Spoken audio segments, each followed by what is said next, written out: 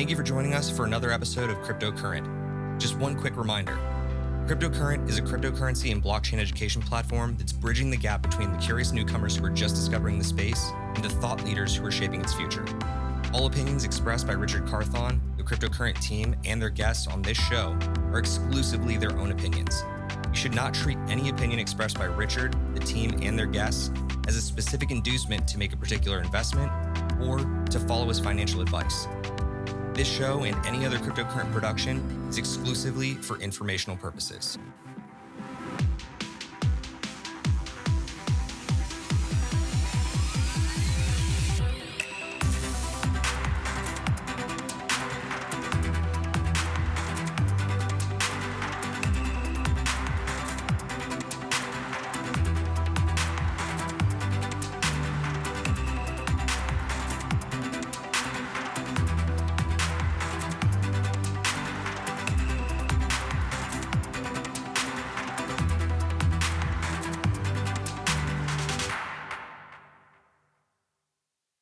All right, what's going on, everybody? For Cryptocurrent, I'm Stephen Miller, and you're watching the Aftershock, the show where we bring you the latest and greatest from the wild world of Web3.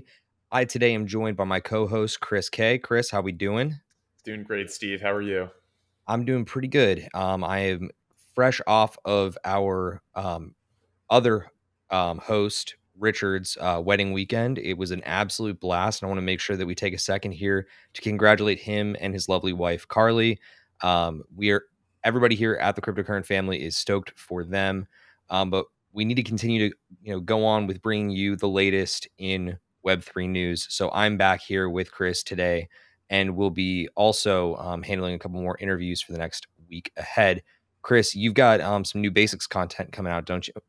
I do. That is correct. On Thursday. So I believe that'll be day of for those listening on the podcast platforms. There will be a new YouTube video going up, some crypto to cryptid information about how proof of work actually works. That was kind of a mouthful, I'll be honest, saying work twice in 4 words.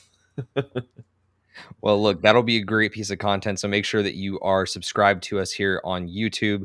And also, as Chris had said, make sure that you are following us wherever you get your favorite podcasts, because that's where we will bring you all of the audio content from these shows and Richard's interviews going into the future. Today, we've got a big show ahead. So let's go ahead and dial that up. We are talking about some really big wins that have been coming during a time when honestly it seems like a lot of stuff's bleak here in crypto land. So we're going to be diving into that the only way that we know how, and that's by jumping into our flash news segment, buy, sell, or hodl. Buy, sell, or hodl. So for those that are unfamiliar, we like to do our lightning round of news here through buy, sell, or hodl, where we give you our take on whether it is bullish, bearish, or just something you need to be watching here in Web3. Our first piece of news this week comes from Dubai, who has officially announced they've formed a regulator to oversee virtual assets from within their country. Pretty interesting stuff there. Chris? Coinbase blocked 25,000 Russian linked accounts as well, I believe, during the last week. No big surprise there. It's kind of been a common trend amongst a lot of the centralized exchanges as of late. Yeah, that is completely to conform to the U.S. sanctions on Russia, like throughout this ongoing conflict they've had with Ukraine. In our next story, a judge on the Ripple versus SEC case has officially ruled that the SEC's fair notice defense is officially off the table in its case against XRP's Ripple Labs. What I will say is this is an absolute coup for the XRP and Ripple Labs teams.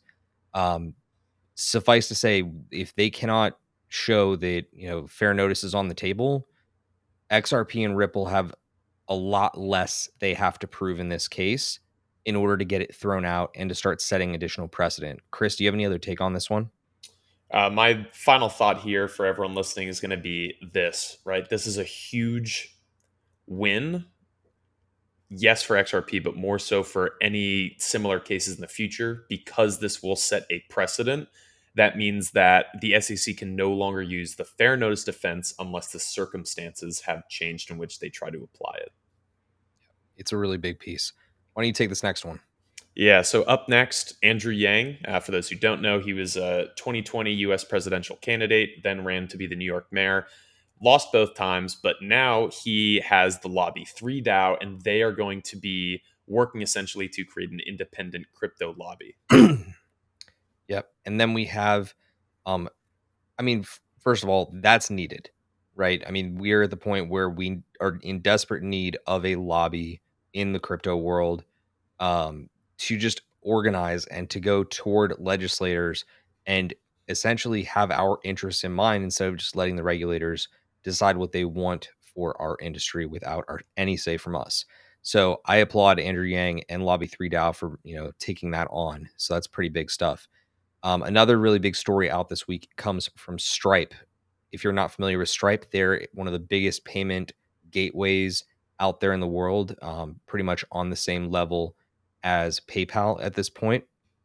Yeah, they're big. And yeah, I mean, it's pretty much any B2B platform is integrating Stripe these days. Like they process billions in transactions every year.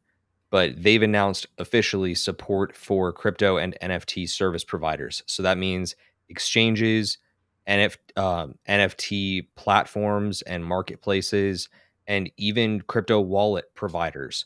All of them will have support via Stripe now. So not only can you integrate with Stripe, but you can also use it to pay out employees and you can use it to accept payment from others.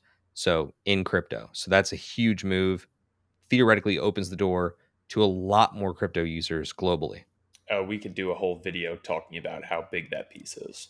And who knows, if you'd like us to cover that content more so, please let us know in the comments. But Chris, why don't you tell us about what's going on with SoftBank? Yeah, so SoftBank, their Z Holdings arm, is actually going to be launching an NFT marketplace soon, which is going to be very interesting to say the least. You know, SoftBank, one of those large financial institutions that pops up quite frequently in the news. So a lot of eyes will be on this, and I hope it does well because when crypto does well in the limelight, it doesn't hurt anybody. Yep. And again, Z Holdings is their internet specific VC arm. So it's pretty interesting that they're Gotcha. diving into this. Okay, so this one's an interesting piece. We mentioned this a little while ago that there was a big controversial story surrounding Brantley Milligan, who is a director in the Ethereum naming service, um, essentially organization, because they're now relatively decentralized. He made some really controversial statements, and it pissed off a lot of people. And they basically brought up a proposal within the governance to remove him from his position and remove him from being even related to ENS. The vote to remove him failed by 200,000 votes. So unfortunately, if you are on the downvoting side of that, you were unsuccessful. But I'm sure that this discussion surrounding Brantley Milligan will continue on into the future, and I wouldn't be surprised if the leadership over at ENS actually asks him to step down either way, because there's been a lot of negative backlash over that entire situation. Our last piece here comes from Ledger. Chris, do you know much about this one? Not too much. All I really know about Ledger in general and about their their nano wallets is that they're essentially top of the line, basically industry standard hardware wallets. They're very good at what they do. So I'm interested to see what comes of this. Yeah, all that I know of it is that this new limited edition Nano S Plus is going to be the first release of their Nano S Plus line, and it's basically just going to bring more expanded memory, a slightly larger screen to what is already the Nano device. So it's kind of a middle ground between the Nano S and the Nano X. So pretty interesting development there. But let's jump into metaverse related news. Our biggest story in the metaverse last week was, let's just say, absolutely enormous. There's been a ton of talk across the last 4 to 6 weeks on whether or not Larva Labs was going to relinquish the IP rights of CryptoPunks and Meebits to their holders. So up until recently, CryptoPunks and Meebits holders have been very limited in what they could actually use their NFTs for. Well, Yuga Labs decided that they were going to get in communication with Larva Labs, and purchase the IP rights to both CryptoPunks and Meebits.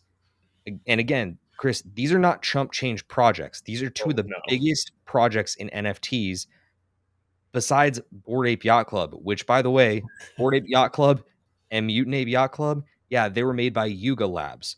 So all four of these properties are now under the Yuga Labs umbrella.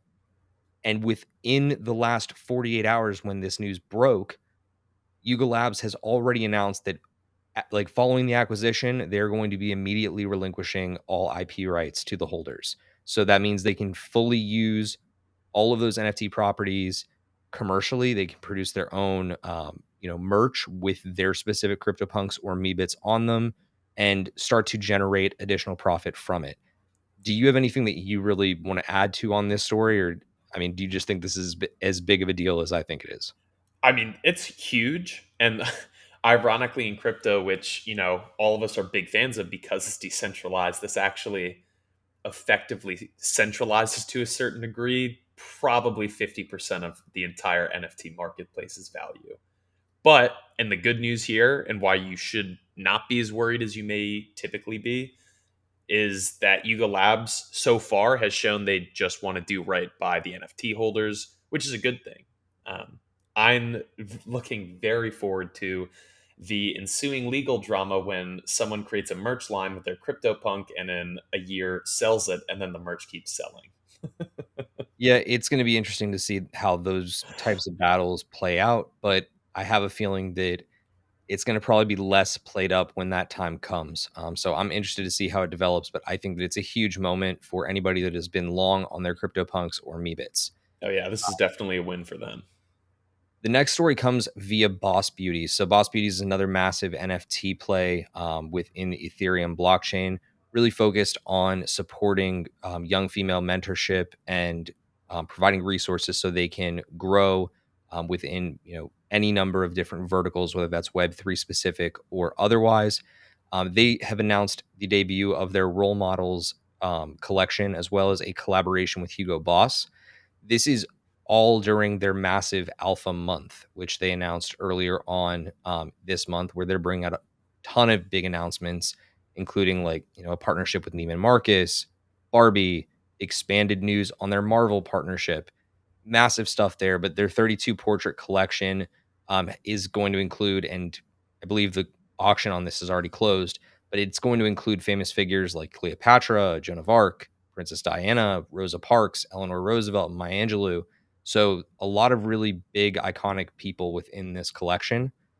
So I think it's exciting. I know that there's been some pushback on it online, Chris, but to me, I think that it's just another way that they're going to bring in some capital to support young female mentorship. So Yeah. I couldn't be more for it personally. I just hope that does hold up, and that is what they're going to use that funding for. Yeah, completely agree. As long as they do what they say they will with it, it can only be good. Yep. Why don't you take the next one? Yeah, so for those who have been kind of paying attention to the NFT space for a while, you may know the name Cosmo de Medici, who Steve is fairly certain is Snoop Dogg. Well, recently Bianca de Medici came to somewhat of a cult fame as well, and she was actually doxxed, and it turns out Bianca de Medici is the singer-songwriter Sia. So that's kind of big news, and I'm sure someone out there is going to do some digging and figure out what the connection is between Sia and Cosmo. Yeah, so this actually all started a few weeks back. I was fortunate to be a part of it, where they were talking up the coming about of a secret Medici, and it was a really funny publicity stunt that basically Cosmo de Medici had got community support to pull off. And basically, you had a whole bunch of users come out as secret Medicis, so they took on different names from, like, the Medici family line, and Bianca was just among them. So Interesting. yeah, it was a really interesting delivery on it, but contrary to your your belief, I'm actually now privy to a little bit more knowledge that Cosimo de Medici is not actually Snoop Dogg. So it's a letdown in a few ways, but I'm very fascinated in the fact that Sia is actually Bianca de Medici. She did an entire statement on her Twitter You can check that out on your own. We'll try to put in a link to that in the show notes. The next piece of news comes from a famed crypto artist by the name of Josie Bellini, who dropped her big collection of, I don't know if you want to call them PFPs, but it's a character collection that she dropped on the Ethereum blockchain called Cyber Brokers. And this collection is pretty different from all these other big PFP and character collections in that all of the art for the collection was actually put on chain. And to do that, Chris, just for a little bit of perspective, we're talking about a cost of like 500 ETH Jeez. to just get all of this graphic data up on chain. I'm probably off with that number, give or take 250 or so, because I I was don't gonna say, I'm remember sure it's more. exactly. But like, I mean, it is an absolutely massive undertaking to put that type of data on the chain. So because it is entirely on chain now, you don't have to rely on other providers like IPFS or Arweave to go back and provide reference links to where those graphics are hosted outside of the Ethereum blockchain. It will always be there as long as Ethereum exists. So that is a Interesting. huge, huge value add. A lot of on-chain projects have seen significant value just because they're on-chain. For example, On-Chain Monkey has, I believe, a 2 ETH floor right now. Wow. But for the sake of this article, in its first week, Cyber Brokers actually netted a sale of 150 Ethereum. And that is not common by any stretch. Despite us being in a bear market right now or in a bearish momentum trend, 150 ETH sales are not common. They don't just come out of nowhere.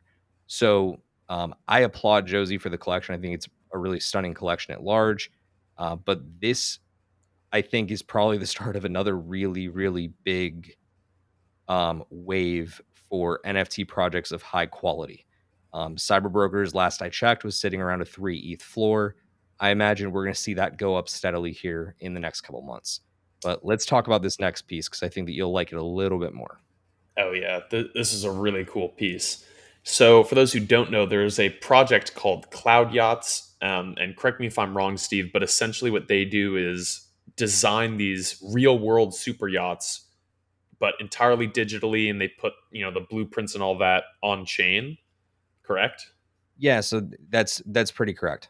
And then, so I guess what Cloud Yachts did is, designed another super yacht, but then sold the blueprints to it essentially as a $95 million NFT. However, the buyer is then going to get this actual yacht delivered to them in real life. So to me, that's just A, cool marketing, but B, just a great example of how you can take a lot of these, digital projects and have them come into the real world and, be more than just a number on a blockchain, essentially. Yeah, this one to me is like it's really neat because this is nothing short of a super yacht. The yacht itself is called Project Metaverse, which is just funny to me. But yeah, you're going to be able to claim this virtually, and the 3D mock-up should be workable within a number of different metaverse applications, and you'll be able to get your own gigantic ass boat in real life, which is pretty dope. Yeah. And our last piece in our quick last week in the metaverse segment is Dapper Labs, which is the company behind the Flow blockchain and NBA Top Shot and NFL All Day. They've officially been named to Fast Company's most innovative companies for 2022. This is a big deal because Fast Company has not traditionally been very, let's just say, technologically forward. They've focused a lot more so on Web 2 companies and also like I guess more of like traditional finance and looking at that world. This is their first step into accepting some crypto companies and some Web3 companies that are honestly leading the way. And there's no question that Dapper Labs is doing that. So a big congratulations to the Dapper team from the entire team here at Cryptocurrent. We've been trying to get them on the show, and hopefully, if they hear that, congratulations, they'll come on. But that's going to wrap up our lightning round for this week. We hope you enjoyed it. Please let us know in the comments over on YouTube if you did. If there's a story you want to hear more about, again, drop that in the comments, as well as any stories that you'd like us to cover in the future. We would love your take and would love to get it involved. Make sure, though, that you are subscribed and that you're following the show. Just our last little PSA there. But I think it's just about time that we jump into the big segment that we do every week, and that is the Aftershock. The Aftershock. Our Aftershock segment is the big narrative of the last week, what everybody seems to be talking about. And we like to break it down for you a little bit more so that we can understand the true implications for all of Web3. And the big one right now happens to follow around legislation, regulation, and really diplomacy at large. So, the big headline that we want to talk about, at least in the first part of the Aftershock this week, has to do with the European Union, who brought to the floor of their parliament today. We're recording this on Monday. A proposal that would limit proof of work and less sustainable virtual assets like Bitcoin and Ethereum, those that are energy or power hungry. What was tricky about it is that there were some changes in the final hour when it came to this legislation. Basically, last week, there were changes to it that initially struck the ban from the legislation entirely. Okay, so the ban wasn't really supposed to be in there, but then over the weekend, one of the individual members of their parliamentary body, I believe from Germany, had changed some wording and effectively brought back the ban in kind of this roundabout way. But the wording as it stands going into the vote today was that crypto assets deemed unsustainable would be prohibited from being issued, offered, or admitted to trading. That means that any like cryptocurrency that is deemed environmentally not friendly by the EU would then have to completely remove itself from the EU or get compliant like rapidly, which is completely unrealistic of an ask for the EU to ask any type of crypto company to begin with. But fortunately, the vote was basically voted against today. So the proposal would have killed the EU's competitiveness in Web3, forcing EU crypto businesses, capital, and talent away to the US, Asia, and Africa. But Chris, tell me a little bit why you think this is a really big deal, because honestly, it's, in my opinion, I think this is a huge, huge news story. Yeah, I mean, not to keep, bringing up the biggest news that everyone is talking about being Ukraine, but I think a big part of why this was struck down is because of the conflict with Ukraine and Russia. For years, from an energy perspective, for years, the EU has obviously made this large push to, essentially be seen as greener, more forward thinking, sustainable, etc. But what they left out is that their infrastructure never fundamentally changed, and all they did was start importing their oil for their entire power grid from Russia.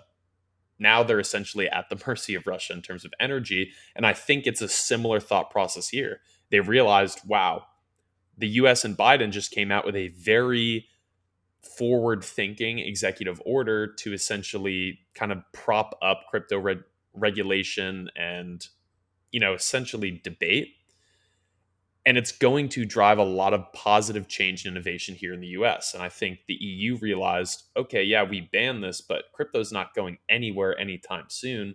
So all this does is push us farther behind. It hurts potential economic benefits to us. And all it really does is drive more of that innovation and monetary value down the line to other countries. And I have a feeling that is a big part of why, there was a lot of changes at the last minute. Yeah, and to me, like, look, there's multiple things going on here. The big one in my mind is that this narrative around environmentally, I hate saying unfriendly because like I feel like it's just the dumbest way to say this, like across the board. But the the less sustainable cryptocurrencies out there like Bitcoin and Ethereum, and like that they're having this tremendous environmental impact, it's not actually holding water. If you look at the type of environmental impact that Zoom had throughout the last year, it's actually a multiple of what these specific applications have had on an environmental impact spectrum. But when you look at what crypto is doing at large and what it is displacing. Because again, a lot of these transactions that happen within cryptocurrency, they're happening in crypto where they would have happened in the traditional finance industry. Okay. The displacement of those transactions, they're actually a lot more environmentally friendly than the transactions that would have taken place in traditional finance. So there's a lot more going on there. But I think that there's two reasons why I think this legislation failed. The big one, I think, honestly, is that a lot of the people who voted no on it were voting no on it because they realize and recognize that right now is not the time to be rushing this type of legislation when we have a lot more pressing matters at hand, right? Absolutely. Like, there's no reason this should have been rushed to the floor of the EU.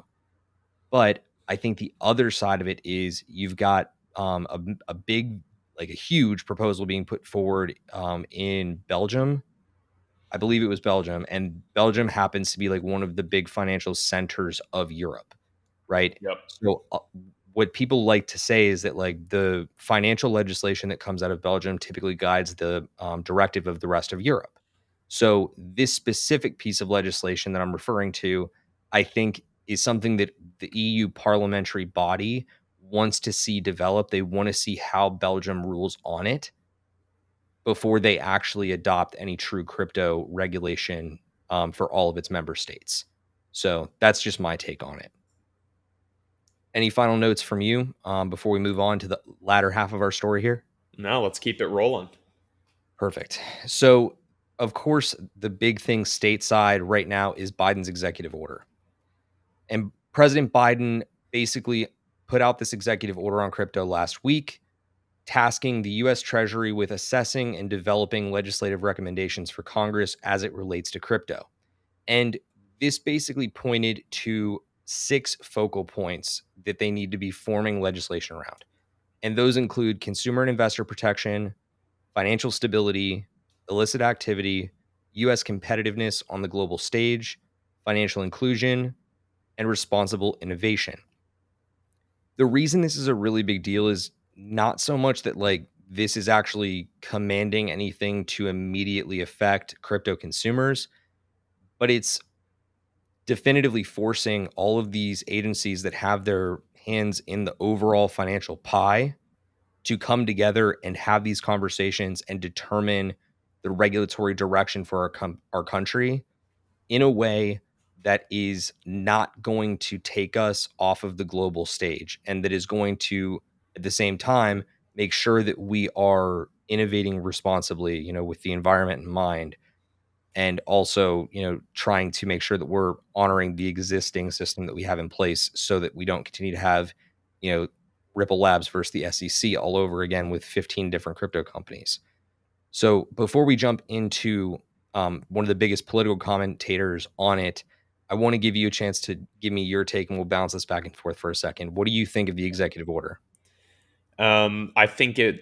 I think it does what all executive orders do, which is functionally it does nothing. You know, it has that the classic language that you always see in political statements, which is we encourage this and we want to work together for this reason. But I don't think, and this goes for all executive orders in the United States, they're never really intended to accomplish anything. More often than not, it's a kind of a, it's a signal, it's a sign that, you don't have to do this. However, this is what this administration, and in this case, I believe what the government at large wants. And they don't want these overcomplicated regulations where the SEC, treats a decentralized digital asset as, Apple stock, for example, right? They're completely different, not just in how they operate on an operational level, but how they operate from a functional level. And it doesn't make sense to have 6 different agencies have their own regulations about it, because when you have an upcoming project, there's no way they'll be able to actually comply with different regulations pulling them in different directions, and they're not going to have the capital to fight it like Ripple Labs can. So I think this is a good thing, mainly because it's going to clear up a lot of confusion going forward. But I also like it because Democrats historically have been vehemently anti crypto for a slew of reasons. But the leader of their party, the dominant party at the moment in the United States, coming out and saying this is going to give the United States a competitive advantage globally going forward, and saying, hey, we should really work together to figure out how this benefits not only the industry but the country at large, is a good thing and very positive. Coming on to almost year two now of this administration, I think this is a good step for them.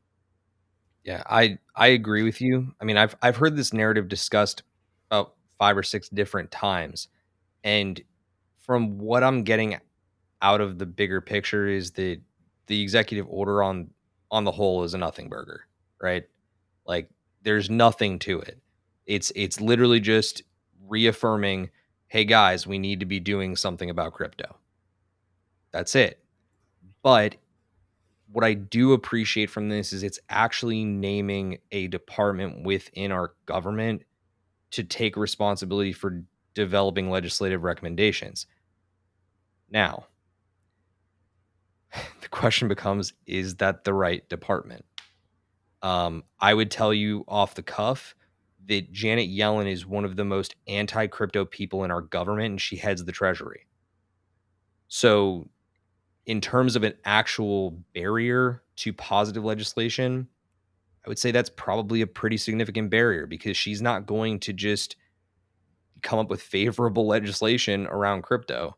She's going to have to really listen to these other offices and disprove a lot of people in our country who actually believe that she's in the pocket of the banks. So we'll have to see how it develops. But I do want to point out some commentary that came from Jeremy Allaire, who is the CEO of Circle. As you may know, Circle is the payment, not payment, I'm sorry, the parent of USDC, the most popular stablecoin still, I believe, globally. And what he had to say about this whole executive order is that this is one of the biggest watershed moments for crypto that we've seen. He said that it was akin to the 1996 to 1997 whole government wake up to the commercial internet that was forming at the time.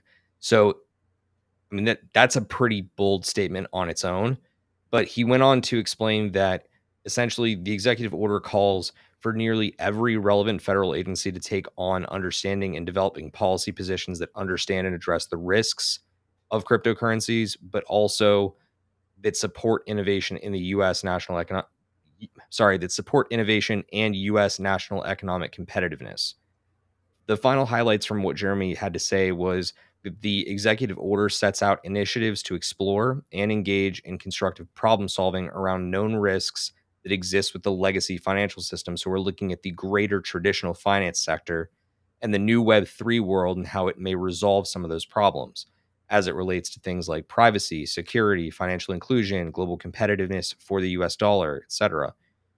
His two final notes said that the executive order is appropriately focused on the here and now of rapid growth in digital assets and stablecoins and getting it right so that those technologies can flourish in a responsible manner. In his opinion, which he wraps up with, this executive order should be viewed as the single biggest opportunity to engage with policymakers on the issues that matter. I completely agree with him on it. I think that that is the right way to be viewing this. This is the moment that it's basically being brought into the public's eye. We need to be taking advantage of that. Now, without what we brought you at the top of the show from Andrew Yang, excuse me. Shut up, Chris. I'm so like my voice is shot. It's been a long week already, and it's only like the beginning of the week. Um, what we were talking about with Andrew Yang at the beginning of the show, bringing up Lobby 3 DAO, that is what's going to make it so that we can have a voice in this discussion, right? Without structures in place like that that can go and lobby Congress and go lobby these individuals who are going to be making the legislation recommendations, that is what's going to make it a fair and balanced legislative environment. Otherwise, it's just going to be Janet saying, hey, we need to protect the banks. And that's going to be that. What do you think at large of the executive order and what Jeremy Allaire had to say about it. I mean, everything Jeremy had to say is right. Like, for the most part, from what I've read of what he said, I agree with him. And I'm also, this, like, I'm a big fan of Circle and USD coin because, again, out of every stable coin in existence, it is the closest to being a true stable coin. And you don't get to be the head of a company like Circle that has USD coin and you run a coin so well that it is actually close to what it should be, like he has. That may have been confusing. What I'm trying to say is he's not a dumb guy. He didn't get to where he is by making poor choices. He knows what he's doing. And for him to say all this is a big deal. And back to your point about Janet Yellen, I think this puts her even more in a hot seat because a company like Circle does effectively operate the closest to a bank in terms of how it deals with liquidity and capital on hand.